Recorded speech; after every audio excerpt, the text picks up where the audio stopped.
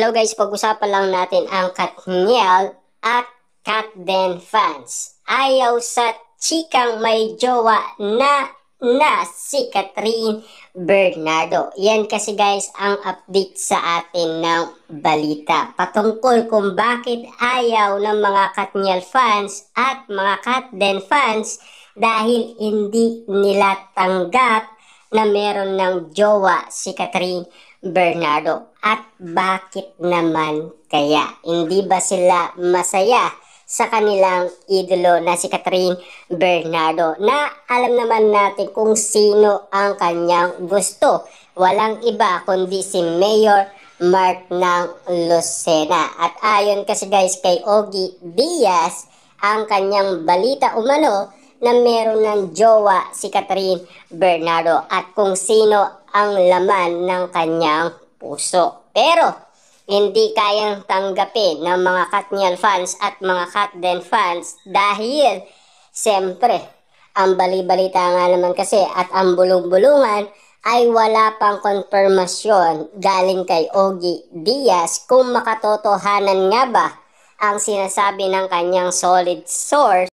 Ang kanyang sinasabi ay merong katotohanan. Tila hindi matanggap ng mga fans ng Katniel fans, Catherine Bernardo at Daniel Padilla.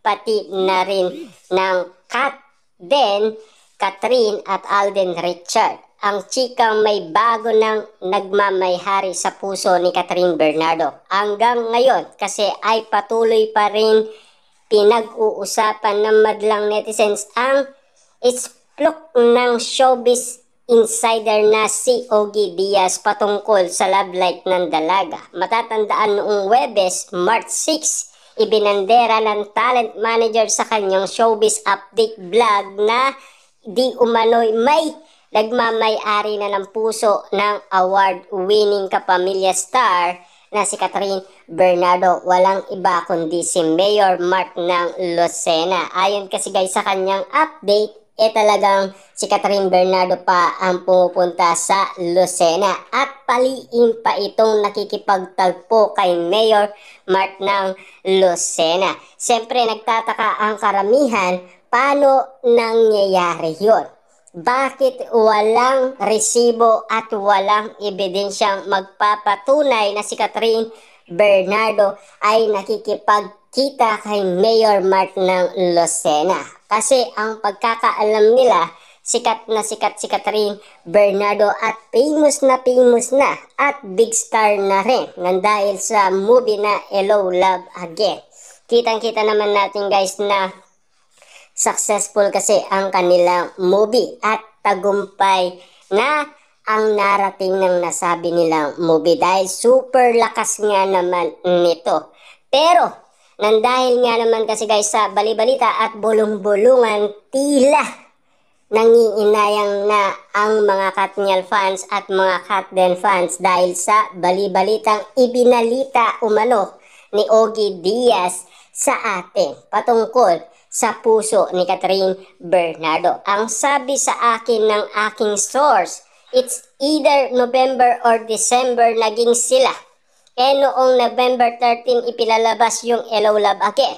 Siyempre kung ako, si Mayor Alcala, hindi ako papasok sa eksena kasi Katden yan Ito yung kasaganaan ng showing Inabot ng 1 buwan ang showing niyan.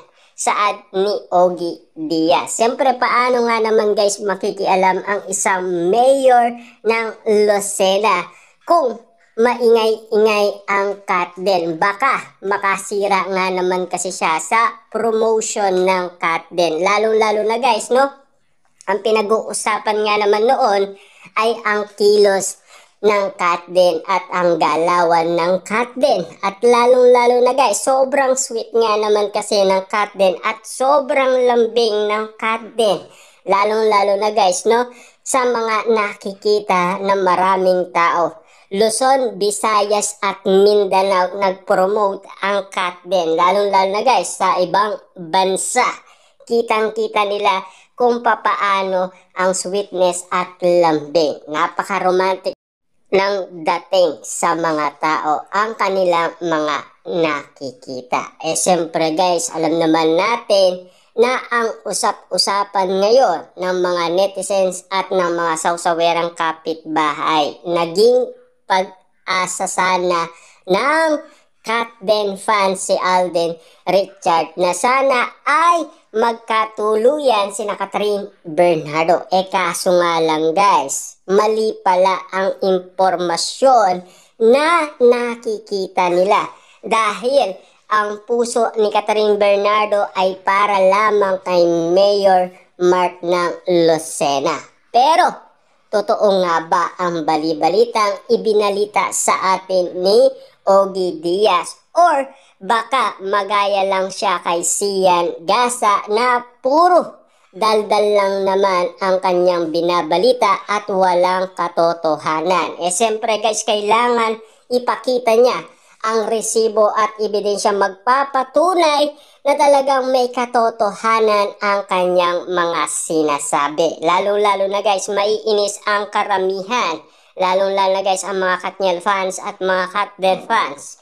Paglilinaw naman ni Ogie, ang chikang nakalat niya mula sa kanyang source na magjowa na sina Catherine Bernardo at Mark, hindi pa konfirmado. Marami naman sa mga fans ng love team ni Katniel at ni Kat Den fans ang hindi naniniwala sa chika. Di ako naniniwala, papatulan ni Catherine. Di yan info, politics, wag kayo. Saad ng isang netizens. Comment naman ng isa. As Kat Den fans, this break my heart kung totoo, pero naniniwala ako sa tamang panahon. Char, iba pala yun. Katniel pa rin sa kala. Manalig tayo sa may second chance. Iba pa rin ang alagang Summer. Yan kasi guys ang mga pinag-uusapan ng karamihan. Kaya nga naman guys, no, nagugulat ang karamihan at nagtataka nga naman kasi guys ang ibang tao. Na sana guys ay bigyan pa natin ng pagkakataon si Catherine Bernardo at mamili ng tama. Huwag nating usgahan si Catherine Bernardo kung ano man ang gusto niya. Basta't naniniwala naman tayo guys, merong second chance na mangyayari. Pero kung talagang mahal na mahal niya si Alden Richard, bakit hindi nila totohanin? Diba? Kung promotion lang naman guys ang ginawa nila at kung warian lang, wala talaga guys mangyayari. Dahil yun ay promotion lang. Ang tanging may pag-asa dyan ay si Daniel Padilla. At ayon naman guys kay Ogie Diaz, diba? Na-type pa rin ni Catherine Bernardo si Daniel Padilla. Pero karagdagan update guys ni Ogie Diaz nung part 2, mukhang wala na daw spark ang Katniel. Grabe nga naman guys ang balibalita, diba? Talagang binibigyan tayo ng update pero babawiin din naman pala. Pero ano kaya guys ang katotohanan sa mga balibalita patungkol umano sa Kat Den at sa Katniel? Kasi kung ganyan-ganyan na lang guys ang kanilang mga kwento na walang impormasyon na tama at walang resibo at ebidensya, malamang sa malamang ang sinasabi ni Alden Richard na mind your own business. Baka hindi pa yan guys ang katotohanan. Baka ang sinasabi lang nila ay bali-balita lamang na wala naman talagang katotohanan. Na sana ay ibigay sa atin ang tamang impormasyon. Samantalang wala pa naman paayag si Catherine maging si Mark kung totoo nga ba ang chikang may relasyon silang dalawa, 'di ba?